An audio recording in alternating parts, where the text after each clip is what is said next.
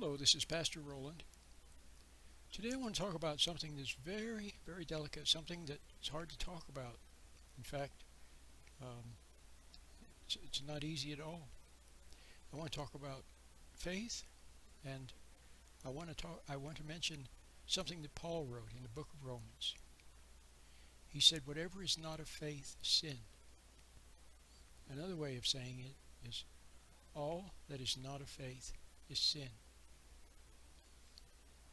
And I want to do it in such a way that maybe I can help you to understand what faith is and what realizing is. I always talk about how we need to be close to our intuition and realize in God's light. Well, that's faith. See, when you realize something, when you know something without words, you just know in God's light from within. That's faith, and you trust in that. That's faith. There's another place where Jesus said, "Let your answer be yea, yea, and nay, nay." And he says, anything more is evil. Okay? Or anything more is from evil.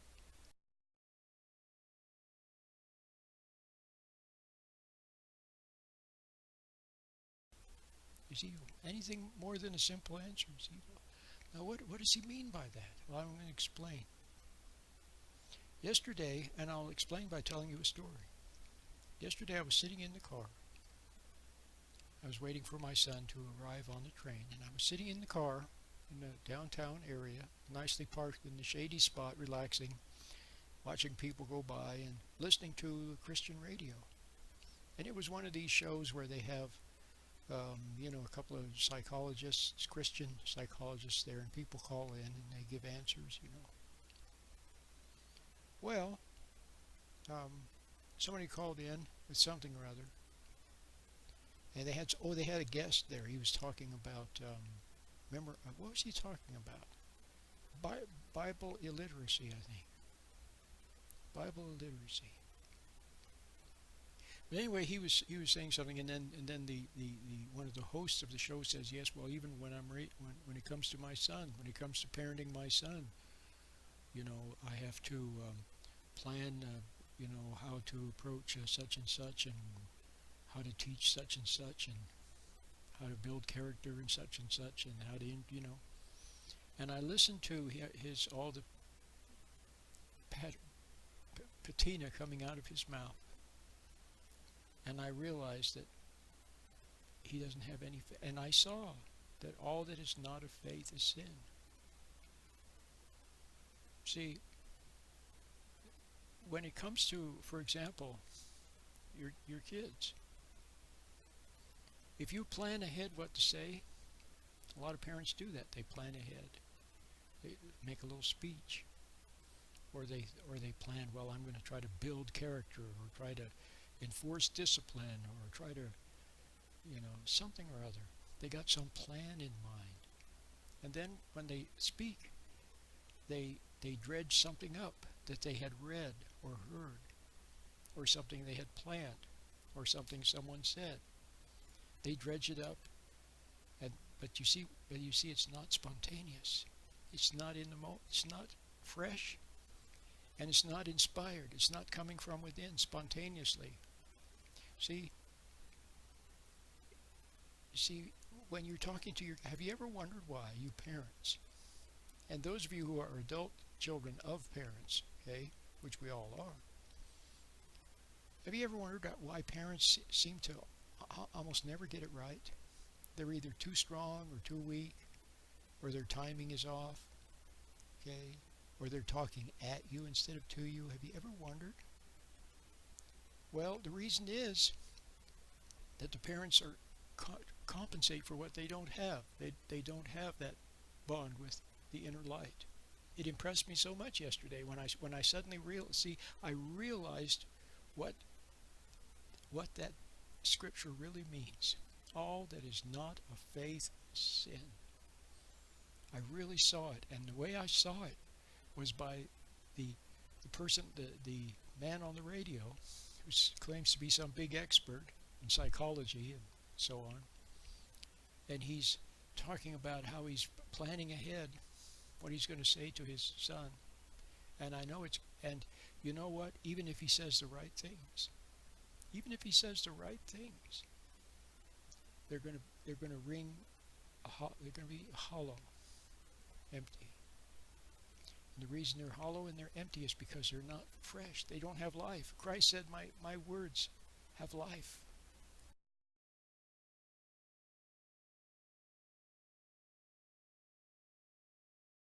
He said at one point, his words had life because he spoke from the heart. He spoke what he realized in the moment. So that's why when I'm approaching a situation, I watch that I get there and then I am spontaneous and don't have something pre-planned. That when I do speak, it's not coming up from that that voice of the subconscious mind that speaks, and it's not, you think it's your voice, and it says things, tells you what to say, and it's what you want to hear, and it sounds right, and so you say it, but it's not intuitively realized in God's light. Okay, and that's why also somewhere it said, Christ said, when they call you, he was talking about when he was going to be gone, and some of his disciples would be persecuted, and he said when they call you before the councils and so on, he said, don't plan what to say. He said the Holy Spirit will respond for you. Okay, so there's a way of wanting to say you want to say the right thing. You really and truly, deep in your heart, you want to say the right thing, but you don't know what the right thing is. You don't know what the right thing is. And so you stand there, and then all of a sudden, something comes out, and it is the right thing. Okay? So having faith is, first of all, knowing that you have intuition from God, that your soul has access to God's light, where you can see and realize things, and from which you can flow, from which you can speak and move. Okay? And then to not doubt it, to trust it, and trust that it will be there when you need it. See? Right now at this particular moment, there's a lot of things that I just don't know. But if the moment came when I needed to know, then I would know. So I trust it. So each day I begin each day fresh. See, I don't know what the day is going to bring. I don't know what I'm going to say. And I don't have pre-planned anything, and then we'll see what comes out. Okay? That's living by faith. So now do you see why all that is not of faith is sin?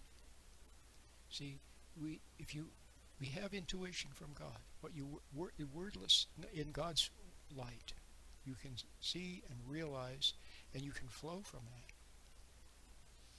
And when you don't look to that, when instead you look into your intellect, your animal brain, for something to come up, something that you saw or read or memorized or heard in a class,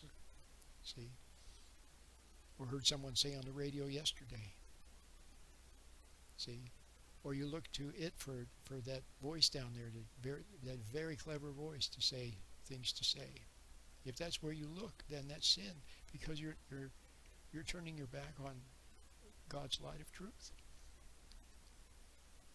And then later on, God's light of truth gives you a second chance. See, a second chance to make things right, because after you talk to your child and make a speech, and it rings hollow, and it's all wrong, and the communication is not good, and you stumble away, and somehow either you pompously walk away and think you did good, even though your child's face and so on would indicate that you didn't, or you stumble away and say, what why is communication so bad? Well, then maybe your conscience then, which is intuition, 20/20 hindsight intuition, then God's inner light will be quietly saying to you, hey, you weren't spontaneous. It didn't come from the heart. It didn't come from something deep within. Instead, something you made up to look good, to be a big ego, to impress. See, or to get something done. A lot of times parents say, "Well, I'm in a hurry. I need to address this issue with my daughter right now, and we're going to get it settled right now." See, so you have that kind of an idea. So your conscience will then make you feel guilty, or maybe your child will go off and cry, or see, then it gives you a chance. Then, in your conscience will make you aware that you blew it.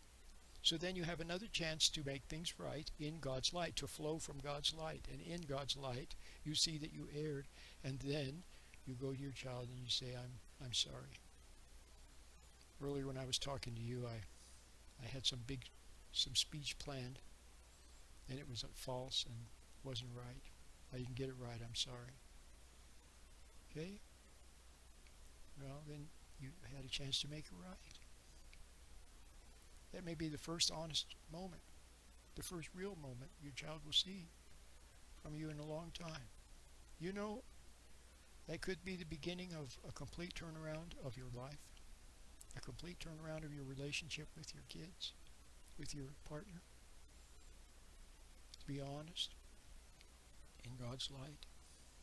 No, not an ego crying crocodile tears and trying to smooth everything over to assuage conscience and to not rock the boat, and because you're afraid that your child will run away from home, or your wife will divorce you, or your husband will divorce you, or something. No, that's not the motivation. The motivation is you just see in your heart that you blew it, and then you apologize. Okay? And when you apologize, you don't say, "Well, can you forgive me?" Never ask anyone to forgive you. See, only God forgives. See, if you say, "Can you forgive me?" then you're catering to your ego. You're tempting them. You are actually tempting them to have contempt for you or to play God. And you're pressuring them to do something that's not good for them to do. Don't ask them to forgive you. Just say, I messed up. This is what I did that was wrong, and I apologize. And then go about your business. Okay? Whether they forgive you or not, that's up to them, and that's between them and their conscience and God. But never ask them.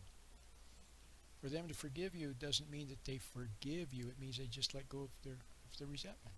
And maybe they never judged you in the first place. So they don't have to forgive you because they never judged you in the first place. I have a lot of videos on that topic. In my books I talk about it. Very important. But now do you see what faith is? And now do you see why all that is not of faith is sin? See? So the next time you have to confront someone about something, you need to talk to your contractor and ask him to how he's coming along with the work and whether he's going to be done soon, or why he has to charge you an extra $500 or whatever. Okay? Then in your mind, you'll hear a voice that will be saying things like,